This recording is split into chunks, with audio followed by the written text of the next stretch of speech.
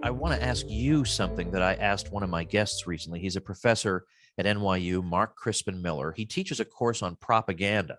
So, of course, he's a very valuable scholar at a time like this. Yes. And I wonder what your thoughts are about this, because I said to him that it's like a double-edged sword, the internet these days, because on the one hand, during COVID, I would not want to be confined just to the three standard television channels we had in 1967. I would not want to rely entirely on the Washington Post and the New York Times or my local paper. And so the internet has allowed dissident voices a place to speak, even if it's a shrinking one. I've been able to get a lot of information and a lot of perspectives that would have been excluded from the mainstream had there been no internet. That's the good. But the other side is the propaganda in favor of all the things that the states around the world have been doing has been has been pushed out into the ether by means of the internet, so that all over the world we see people wearing masks, and we're hearing about social distancing, and we're getting the same uniform message everywhere in every nook and cranny of society. They've used the internet to overwhelm us with propaganda. So I wonder, on net, in this situation, has the internet been a force for on net good, or has it actually just been weaponized by states around the world to promote their fear-mongering propaganda? What's your opinion on that? Yeah, I think you're absolutely correct. It was probably one of the kind of biggest letdowns and disappointments for me, just to witness how the tools of propaganda transferred from TV to Twitter and Facebook.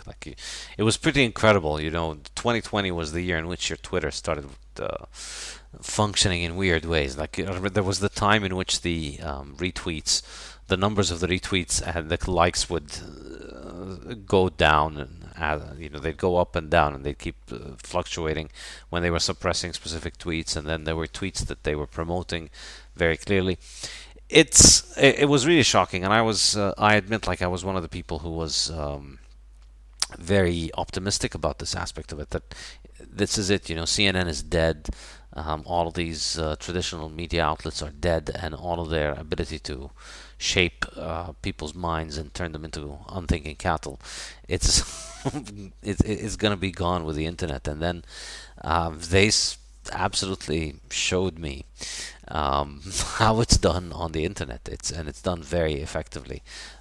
So people get promoted, people get delisted, deboosted, and get their accounts cancelled and so on.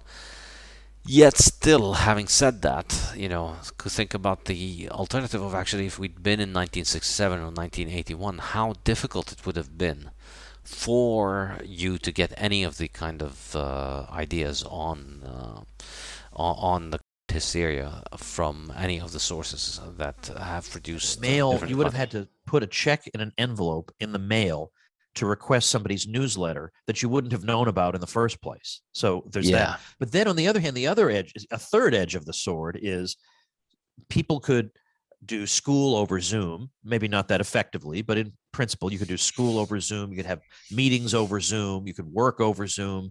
Because we had Zoom, because the technology existed, it was possible for people to live these sheltered lives for a year and a half, 2 years. If that technology hadn't existed, I doubt people would have just said, well, come what may, I'm just going to crawl into a corner in my house and not make any income. It was because we had the technology that made it possible to live like hermits that we wound up being told to live like hermits. If it hadn't existed, maybe we would have true. learned earlier, well, you're just going to have to learn to cope with it. I wonder.